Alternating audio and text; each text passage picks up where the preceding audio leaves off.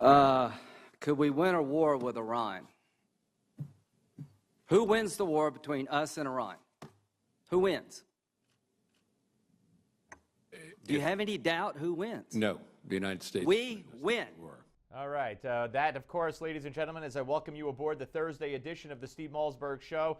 Senator Lindsey Graham, member of the U.S. Senate Armed Services and Judiciary Committees, and, of course, Republican presidential candidate. Senator, you also asked Ashton Carter, the defense secretary, yesterday if it's according to the Ayatollah of Iran's beliefs that he must destroy the United States and Israel, and he said, I don't know. Welcome aboard, and congratulations on your questioning yesterday, because it just showed how pathetic the people in charge really are. Well, let me say about the reason I asked him about who wins the war, 3 Democrats said, well, if we don't do this deal, we're going to have a war. What would that war look like? And after you listen to the secretary, who's a really decent guy, really, you thought, well, it'd be a tie. You know, it won't be. We don't want a war with Iran. I don't want a war with Iran, but here's what I want Iran to know. Hey, you're losing. If they don't believe that we have the will to use the military option in a decisive fashion, we'll never get a good deal with Iran. And this idea of a war between the United States and Iran, if they choose to go down the war path, then they will lose it, and they need to know that. Well, here's another exchange, and this one is with John Kerry and Congressman Mo Brooks that took place yesterday. And this is about the policy of Iran. You know, they chant death to America, all that. Listen to this one. I think they reflect an attitude and a rhetorical excess, but I see no evidence that they have a policy that is implementing that against us at this point in time. Well, do you believe that Iran is the world's foremost sponsor of terrorism? Yes. And that they will use the conventional weapons made available by the Iran nuclear treaty to kill Americans or Israelis? Well, they may. Well, they may. I mean, Senator, they may use the conventional weapon.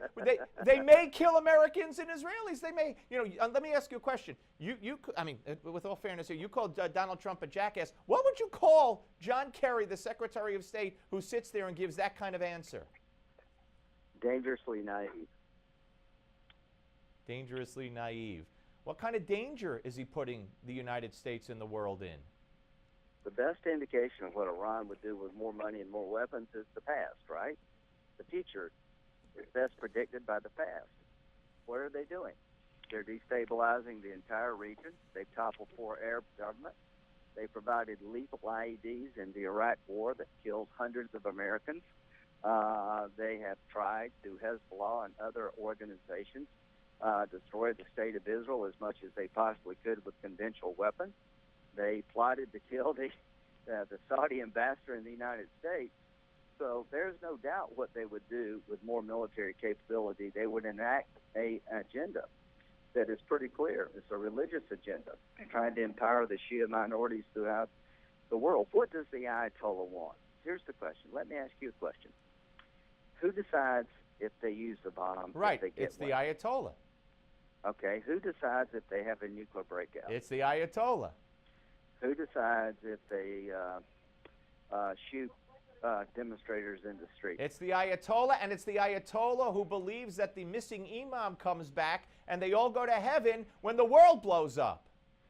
Okay, so he's the head of state, and he's the keeper of the faith. Right. The Munich deal would have made sense if Hitler just wanted German-speaking people under the German umbrella. Munich partitioning Czechoslovakia and giving him more power and reinforcing his belief that the West was weak was a terrible deal if he in fact wanted to kill all the Jews and have a master race. This is a bad deal because the Ayatollah gets more money and more weapons and a clear path to a bomb. Absolutely. Here's what this deal does. It gives him a bomb, a missile to deliver it, and the money to pay for it. What would he do with the missile and the bomb? Does he feel compelled by his religion to destroy Israel and attack democracies like ours? I say yes. In his version of Islam, the Jewish state cannot exist. When you understand that, you better understand what he's up to. Why does everybody in Israel, left, right, and middle, object to this deal? Because they believe the Ayatollah is a religious fanatic, that he's not trying to become a nuclear member of the enter into the family of nations. Right.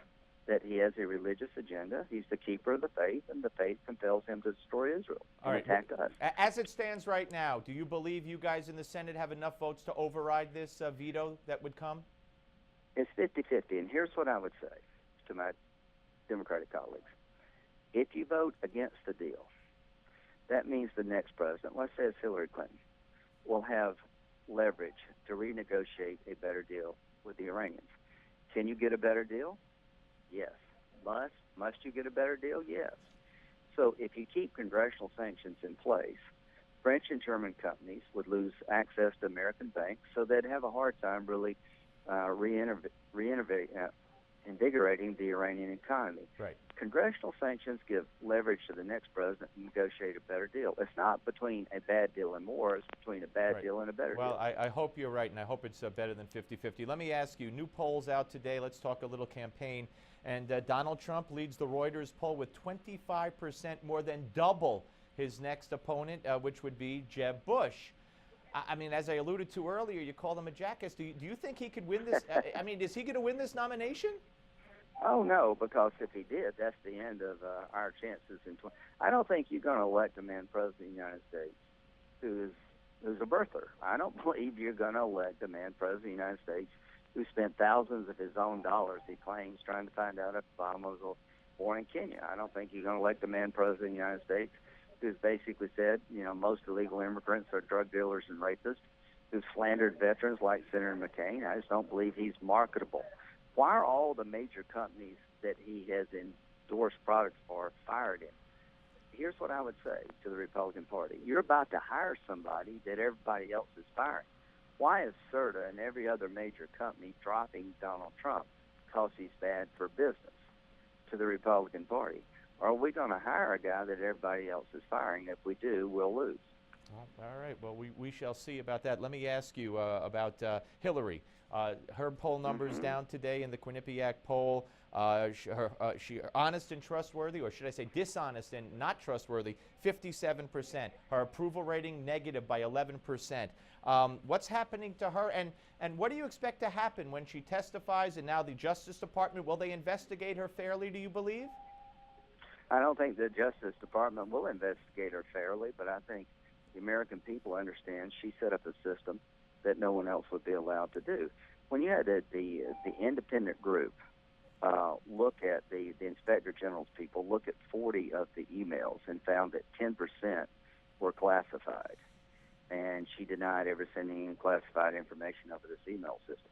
The bottom line is that she created an email system, private server, to avoid transparency and scrutiny, to be able to communicate apart from public scrutiny. I think she put herself in a position where our adversaries could hack into that system. This is not going to go away. I don't know what the the Justice Department will do, but I know she'll have to testify, and we can beat her.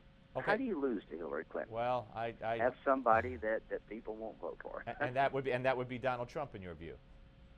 Well, when you look at the swing state polls where Bush and Marco and everybody beat Hillary, 60% of the people in those Iowa, Colorado, say they would never vote for Donald Trump. All right, let me ask you one more. Senator, you've been generous with your time. Planned Parenthood. There's a vote coming, I believe you tell me, in the next week or so, according to Senator Lee told me yesterday. Are you going to be able to defund that? We'll have, I think we may get a majority, but we'll never get a bill signed into law that defunds Planned Parenthood because Obama won't sign it. So if you want to defund Planned Parenthood, replace Obamacare, and do a lot of things that we would like build a pipeline, you better get a new president. I don't want to tell people on your show that we have the votes to defund Planned Parenthood because you'd have to override a presidential veto. Do you think Obama would veto a bill to defund Planned Parenthood? No, absolutely not. Senator, I hope you'll come back. Good luck. You got a website you want to give out for the campaign?